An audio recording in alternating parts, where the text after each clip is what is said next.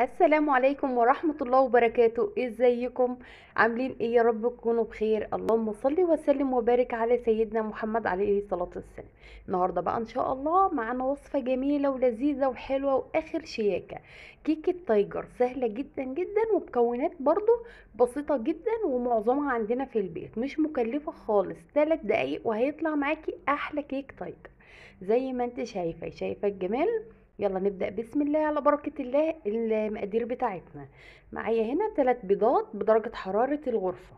هفضل ارب بيهم كده بالمضرب اليدوي. حابة انك تضربيهم في الخلاط براحتك، مفيش مشكلة، بس انا شايفة ان انا لما بضرب كده بالمضرب اليدوي واعمل بيه كيك بيطلع هش جدا وليه طعم كده سبحان الله غير الخلاط خالص، مش عارفة ليه. اخدت كده نقطتين من الفانيليا نزلت بيهم على ال3 بيضات وفضلت ارب كده لحد ما القوام بتاعه يتقل شوية ويفتح معايا حبة. هجيب بقى كده كمان معايا كوباية الا ربع من السكر، خشن ناعم بودر، الموجود عندك اشتغلي بيه. وهبدأ بقى ايه اشتغل تاني بالمضرب ارب لحد ما السكر يدوب خالص مع البيض. انا عايزه اوصل لخليط يكون كده ايه فاتح وهش كده وشكله جميل. انا دلوقتي فضلت اضرب لحد ما وصلت للمرحله ديت. هبدا بقى اجيب كده معايا برضو كوبايه الا ربع من اللبن.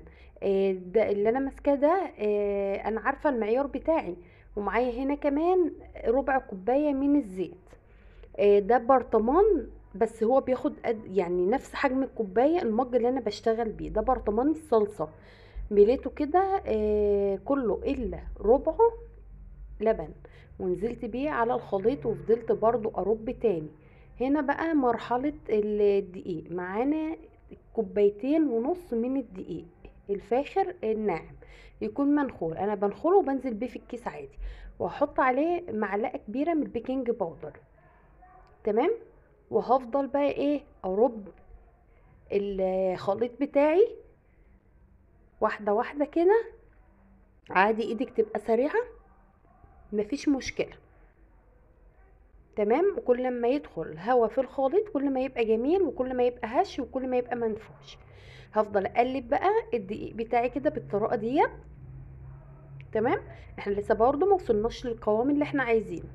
انا بزود نص كوبايه كده بنص كوبايه علشان ما اجيش ازود، لان من دقيق لدقيق بيختلف، عشان ما يجيش القوام تقيل معاكي. وحتى لو القوام جه تقيل قوي معاكي عادي، شويه لبن وفكي بيه الخليط تاني.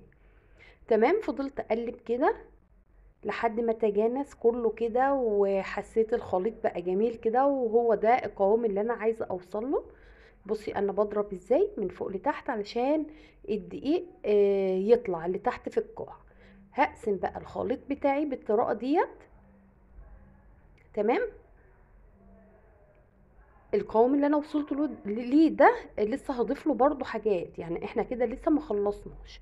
احنا الكيكه دي بتحتاج 2.5 كوباية دقيق وربع كوبايه كاكاو خام اهو.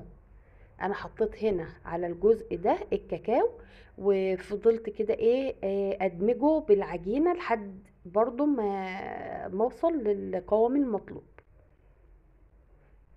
بالراحه كده من فوق لتحت لحد ما كله يتجانس ببعضه زي ما انت شايفه. القوام اهو ده قوام المطلوب مية مية كده. هاجي بقى للنص التاني زي ما انت شايفه، هحط له معلقه كبيره بس من الدقيق علشان يربط ويوصل برضو لنفس القوام اللي انا عاوزاه. بس كده تمام، مش هحتاج لاي دقيق تاني من فوق لتحت عشان نجيب اللي في القاع ونجيب اللي في الحروف زي ما انت شايفه.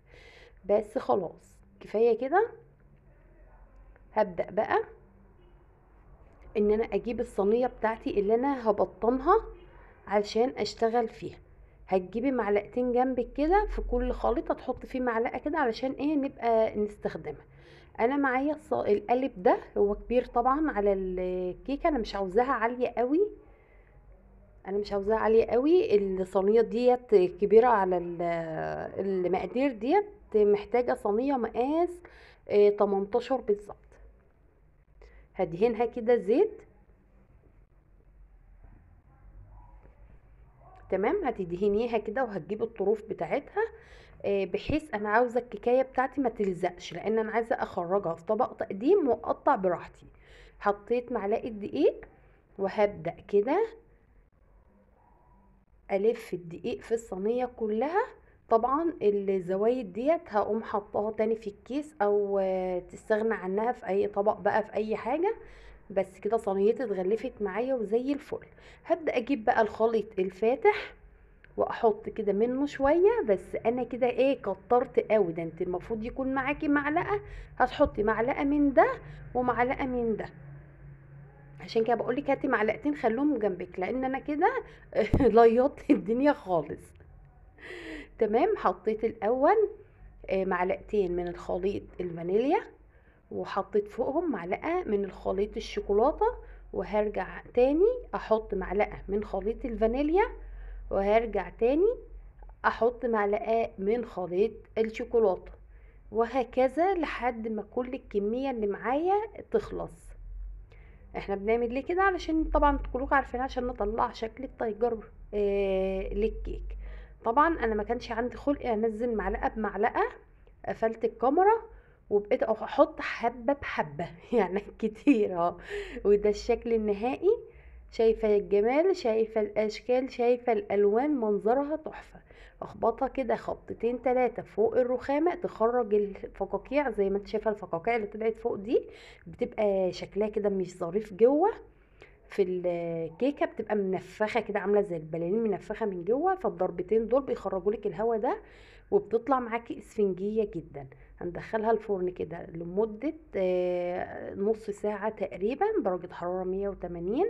طبعا نفشت وقبت كده. هناخدها كده وايه، ونبدا نقطع فيها. جيب سكينه، بس انا يعني السكينه بتاعتي ديت مش عارفه، بنتي نولتني السكينه المعوقه عندي في البيت، بهدلت لي الكيكايه، قطعتها وبالذات كانت سخنه مولعه.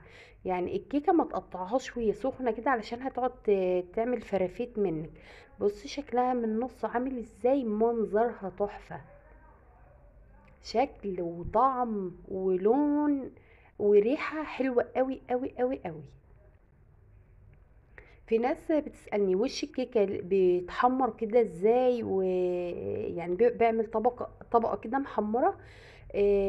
علشان احنا بنرب يدوي البيض بالسكر، فالسكر بيطلع مادة كده على الوش، مش عارفة اسمها ايه، بس بتعمل الطبقة الجميلة دي. شايفة شكل القطعة عامل ازاي، اسفنج. وكانت سخنه نار، مش اصلا مش قادره اضغط عليها، يعني انا ماسكاها وهي سخنه، وعمال حتى والله بتطلع في البخار اهو. ادى التايجر بتاعنا. يا رب كده تكون الوصفه عجبتك.